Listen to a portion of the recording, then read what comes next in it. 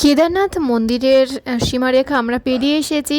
আর সেই গেটটাও এই যে ভিডিওতে দেখা যাচ্ছে, ওই যে একটা ব্রাউন কালারের গেট। আর এই স্বর্গভূমির সৌন্দর্য এতটাই মায়াবী, এতটাই অপূর্ব, তাই আমি সমস্ত দৃশ্যটাই ক্যামেরাবন্দি করার চেষ্টা করেছিলাম।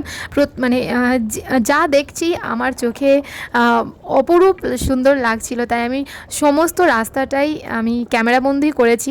তবে এতটা রাস্তা কিন্তু সম্ভব নয় ক্যামেরাবন্দি করা। এটা মাত্র কেদারনাথ মন্দির থেকে ইন্দ্র পয়েন্ট পর্যন্ত রাস্তা, টোটাল রাস্তাটার ভিডিও আছে। তো এতদিন আমি ছোট্ট ভাবে ক্লিপগুলো ভাগ ভাগ করে ব্লগ হিসেবে দিয়ে আসছি, 1 মিনিট 2 মিনিটের ভিডিও হিসাবে।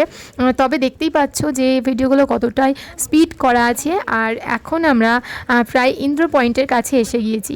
ইন্দ্র পয়েন্ট পর্যন্তই কিন্তু কেদারনাথ মন্দির থেকে ইন্দ্র পয়েন্ট পর্যন্তই ট্রেনের ব্যবস্থা আছে, তার নিচে আর নেই। ইন্দ্র পয়েন্টটা কি সেটা তোমাদেরকে বলবো।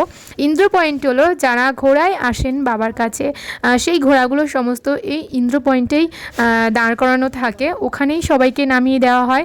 যারা ঘোড়ায় আসেন তাদেরকে ওখান থেকে মন্দির পর্যন্ত হেঁটে আসতে হয়। তো আজও ছোট্ট একটা ভিডিও শেয়ার করলাম, সবাইকে অনুরোধ রইল দেখার জন্য। নেক্সট ভিডিও নিয়ে আসবো ইন্দ্র পয়েন্টে।